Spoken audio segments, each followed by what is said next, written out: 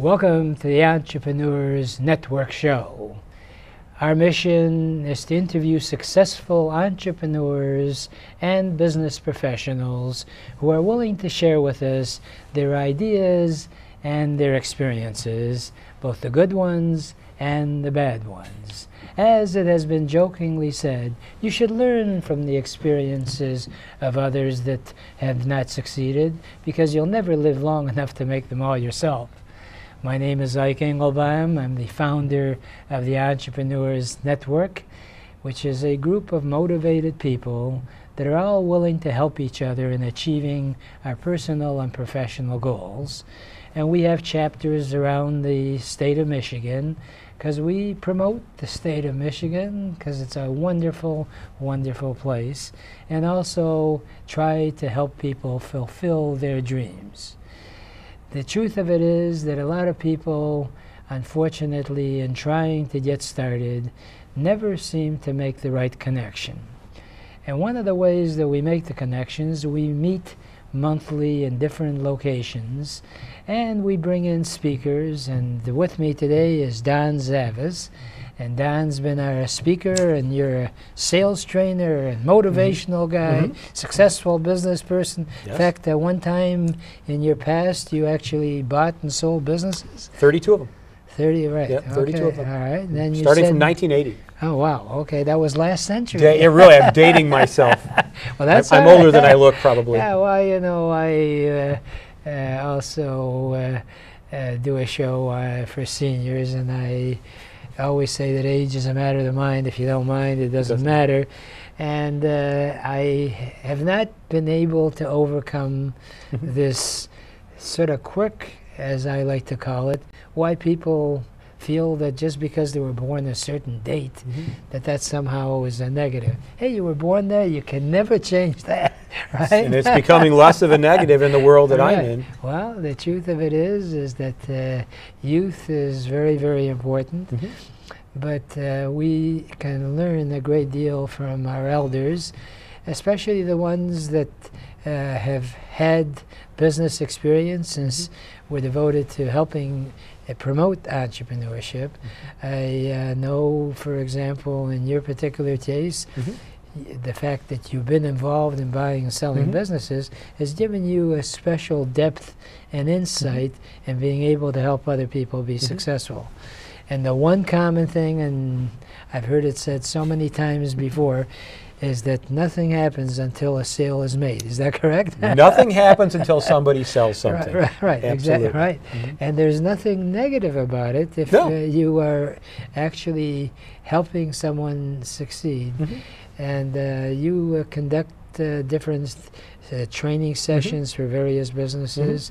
Tell me a little bit about what your day job is all about. I'm a national sales trainer. I do keynote speaking throughout the country on revenue development topics, and I do sales coaching. So sales coaching would be not too dissimilar from what we're doing right now. It would sit down with a client or an organization. We would identify some particular issues, almost kind of like diagnosing you would be if you were a physician, and there's certain critical things that we look for, and based on the information provided to me, we would develop a training curriculum to try to inoculate their salespeople and their sales force from these types of issues. Now, can you share with us what are some of the type of companies that you've dealt with? Well, about 50% of my practice is financial services. So that would be big wirehouses, that would be banks, that would be finance companies, mortgage companies, basically in the financial services realm. The remaining 50% run the gamut from doctors, dentists, lawyers. I have a lady who does professional knitting. Knitting? Is a client, a professional knitter. And when I first met with her, I was like, really, you have to be kidding me. But she actually takes contract knitting for $500–600 for a particular unique thing to be knitted. So that's that's a unique one. You know what? She has some beautiful stuff, and I'd be lying if I didn't say that hopefully someday I'm going to be one of her clients too. So then you, of course, conduct seminars on an ongoing type basis. What are some of the topics that you cover? Well, as of nowadays, closing is always a big issue. A lot of times I'll be brought in, and my the clients will say, well, we don't have the revenue we need. Can you help us to close better? And one of the things that we talk about is it's really never an issue of closing. It's always an issue of opening. If you open the relationship properly, closing becomes quite easy. However, if you open it wrong, then closing becomes more difficult. So right in the beginning, setting clear expectations. And because we are just salespeople, we have rights. The fact that we're salespeople doesn't give up the opportunity for us to ask pointed questions. Every client is not necessarily a good client for us. And that's an important factor as well. So opening has a profound effect on what your overall selling strategy is going to be. So setting clear expectations. If you have a problem, the 800-pound gorilla in the room, if you're not the least expensive in your industry, well, when do you want to cover that? When you've already invested 40 hours of your time, or right in the beginning to say, Bob, I hope we can do business together. I'd love to develop the relationship, but I've got a problem. And historically, then your prospect or client would say, well, what's your problem? And I would say, well, it's my price. There's a good chance I'm going to be, more expensive than the people that you may have dealt with in the past. Is that going to be a deal breaker?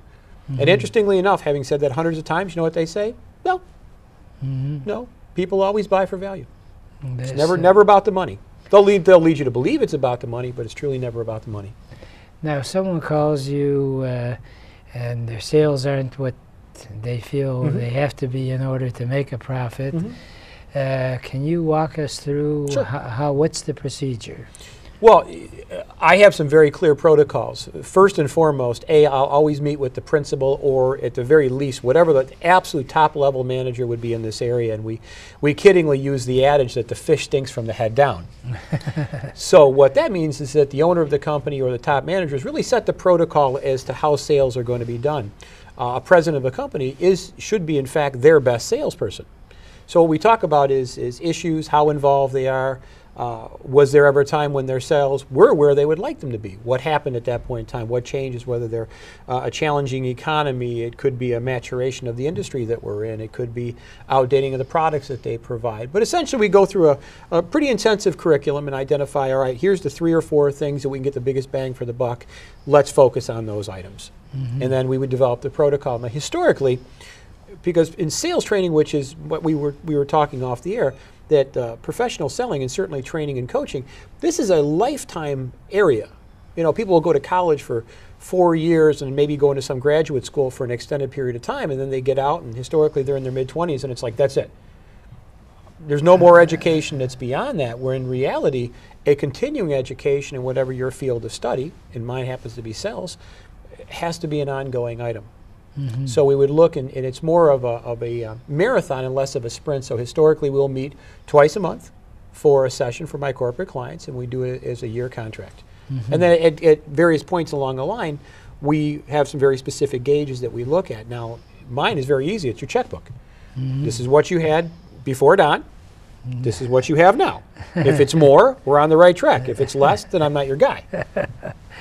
Now, do you, once you meet for that initial consultation, then come up with an overall sort of blueprint for that particular industry? Well, that sounds really quite impressive. I mean, here you are really in the background with different areas, and then you step in, and then for a financial institution. Can you share with us some of your successes, what happened? Absolutely. One particular that comes to mind is an engineering company. As I said, about half of my practice is in financial services. The other half just runs the gamut everywhere. And what we have a thing called non-selling professionals. So, for example, an attorney, doctor, dentist, architect, CPAs. Historically, they never saw themselves in sales. But unfortunately, you can be the most amazing architect. But until somebody signs a dotted line, nothing is going to happen. So I have a particular engineering company that I had a relationship where these people were absolutely brilliant. I mean, they were the most amazing, most capable and competent engineers that you could find. But they did a very poor job in communicating that. They hoped that, here's my resume and that would speak for itself. So we were able to bring some very, very simple skills that were utilizable throughout the totality of the company, from the woman who answered the phone to the president of the company, and we actually doubled their sales in 18 months. and increase the profitability at the same time. One of the unique things that I would like to share with your audience was, and we actually did that with adding virtually no new clients. See, in the engineering world, they may have a client would maybe have a relationship with 3 or 4 engineering companies. So what we realized is, well, they did love us because they continued to work from us, and we really focused in on what would have to happen for that client to be willing to do more business with us. So if we represented 1/3, they worked with 2 other engineering companies, what would have to happen for us to unseat one of the other engineering companies and then gain that business and ultimately go for all of it? And we found through a very simple series of events and things and protocols that we did, we were able to have such great growth with virtually adding no new relationships. Wow. So then how do you actually prepare? You go into a bank system, and all due respect, you're not a banker, you didn't have any financial backing. How do you identify where the sources of the problem are? Well, all my training is steeped in human dynamics. And human dynamics is an understanding of how people react in the face of certain stimulus. So for example, a human dynamic component is, I'll give you an example. If I put my salesperson jacket on, hypothetically, you will default and put on your customer jacket, all right? So if I start acting like a salesperson, sounding like a salesperson, using terminology of a salesperson, you'll likely start using terminology and acting much like a customer. If I walk in like Don, all right, you'll continue to stay Ike, and we'll be able to have that connection that transcends the fact that it's a customer or prospect situation, or a customer or salesperson situation.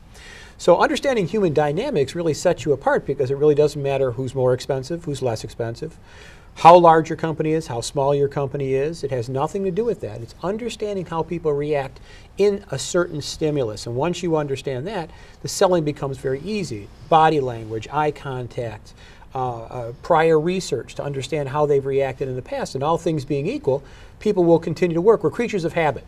So the way that you bought a car last is likely the way that you're going to buy your next cars in the future.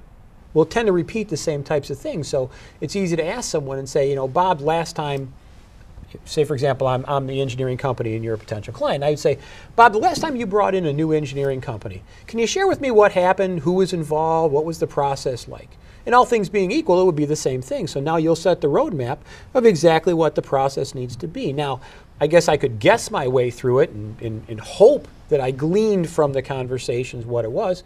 But I'm not a very smart guy. I struggle to be a C student, but I do ask good questions. Well, and then you have the prospect actually pick up from there.